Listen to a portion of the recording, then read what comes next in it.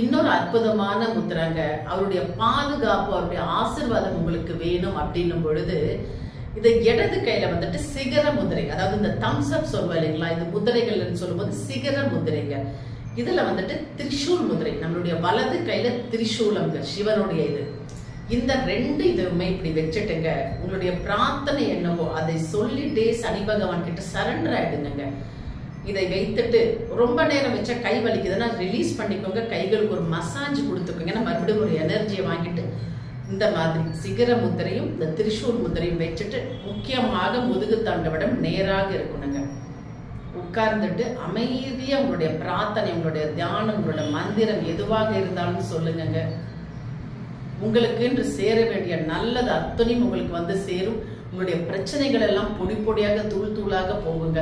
So இந்த முத்திரை வந்து சனி பகவானோட முத்திரை. இந்த முத்திரையை பண்ணிட்டு அவர்கிட்ட நீங்க அழகா நல்லா